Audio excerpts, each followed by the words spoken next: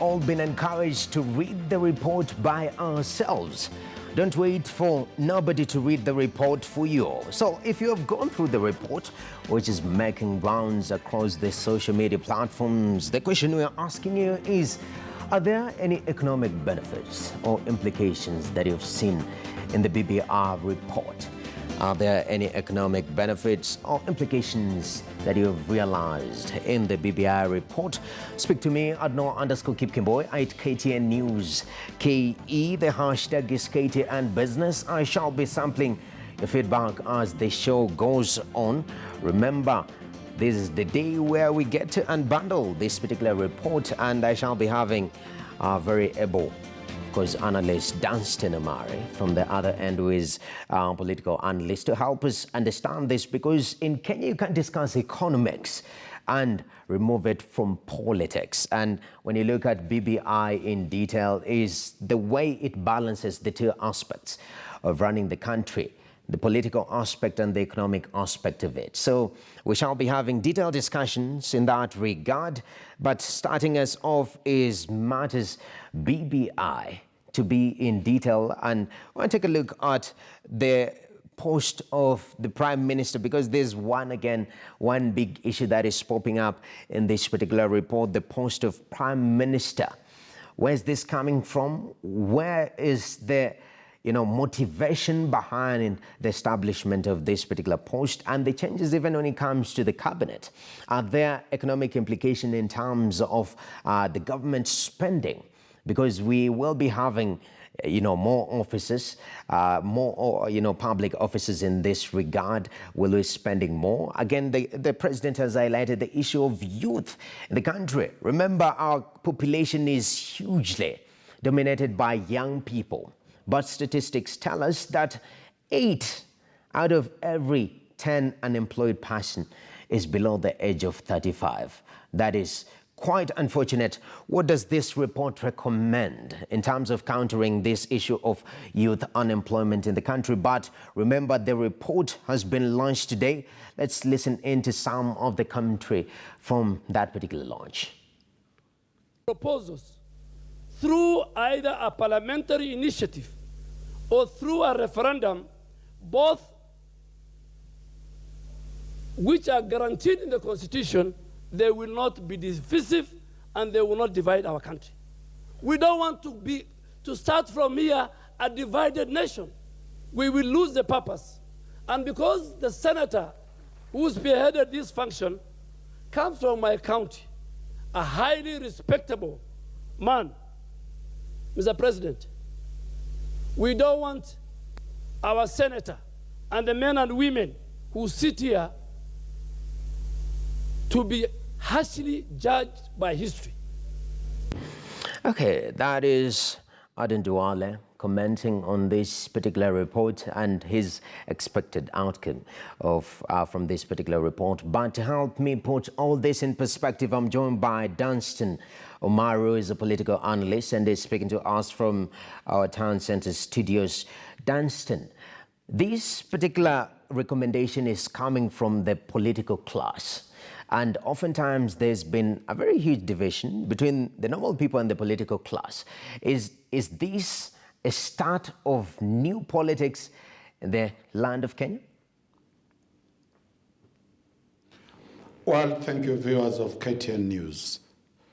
The truth of the matter is that Kenya is controlled by the politicians. The politicians send and set the pace for the economic agenda. Why? 80% of the businesses in this country are owned by businessmen. Career civil servants own a huge chunk of the business interest in this nation. Therefore, anybody who wants to push the economic agenda has to get the political connections. And therefore, that's why you see the politicians who are setting the BBI are not setting the BBI for me and you and for the Wanjikos that are there. They are getting a cloth, and this cloth was, in 2018, the country was going to the dogs.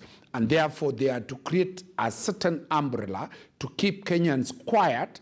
It has been quiet until today it will be quiet until 2021, when the politics still will be the same. In my own view, I don't think the BBI has any economic interests that are very critical to be addressed by the report.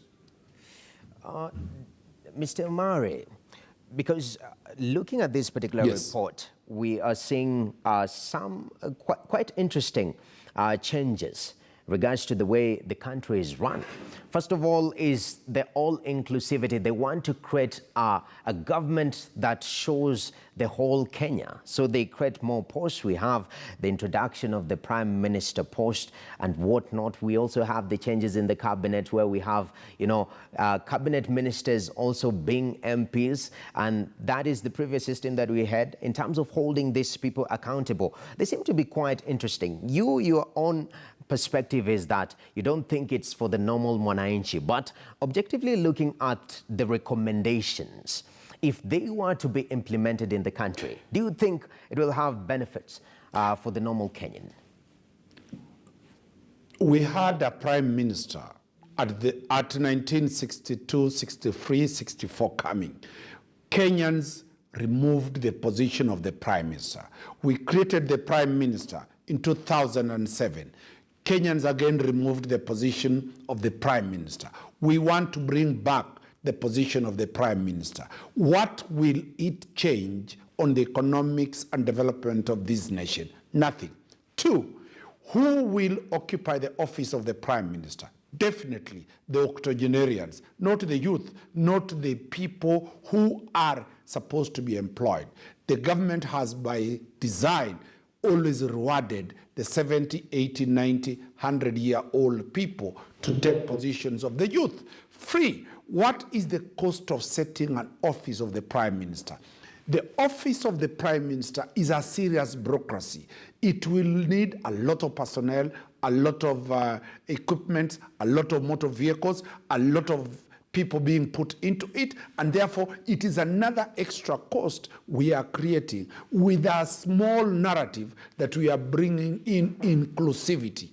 Inclusivity, my brother, is not about an individual occupying a position of a prime minister. Inclusivity is the distribution of resources on equal basis and fairness to every citizen of this country. If you look at the governance structures of finance, the BBI does not address how resources will be distributed on equal basis and on equity. Therefore, we are in the process that we have tried and we have failed. Now, you said, this country is ruled according to you by the politicians. They own majority of the businesses and whatnot. Now, we as Kenyans, objectively, because we want a very united nation, this is what we've been longing for. We don't want every 5 years when we're choosing leaders, there are fights here and there. We want a united nation. And hearing, the foreign minister of Tanzania speak at this particular launch, she was very, categorical, saying Tanzania has more tribes than we are, but they have toned it down, the tribal issue. So if you personally, you don't think BBI, report or recommendations is the solution, what is the solution then? What can we do as a country? The solution is simple. Are Kenyans feeling equal as Kenyans? That is not about the position. That's not about a solution that will be resolved by creating positions. The inequality of distribution of resources, both human resource, economic resources, and other resources, is the cause of that. Two, the feeling of entitlement, where an election is a universal definition that in an election, there must be a loser, there must be a winner. In Kenya, in an election, everybody thinks there must be a winner. And therefore, whether you try to say, let us create a mongrel where in a contest between Omari and Kinyanjui. When Omari loses, he must be in government. Then we'll never have anything called government. Then what we need to do is not to have an election as a process of democracy to install governments. Then we go to a monarchy and a selection process so that we say, you join government, you join government. But if we are going through the normal international definition of democracy by election, then what we are doing as BBI is bound to fail.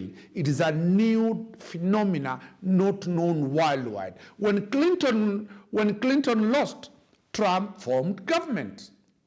That's the position that we have. But in Kenya here we are saying when Baba loses, Baba must cause chaos for Baba to be in government. So are we creating a manner where we do not respect international practices of democracy? Quite a concern right there. Now, I want us to take a look at something more detailed in this particular report. Of course, from your stand already, you've said this report is bound to fail. But if we just dissect it a little bit deeper, there's the malleability and merging between the political class and technocrats and politicians in general, where we see they want the MPs, as we initially had MPs to be part of cabinet. So the president appoints amongst members of parliament for matters of accountability, so that when you go to parliament, we are able to address you. For example, if you're a member of parliament, at the same time you're the Minister of Tourism, we'll ask you, Mr. Omari, this is the issue that you're facing.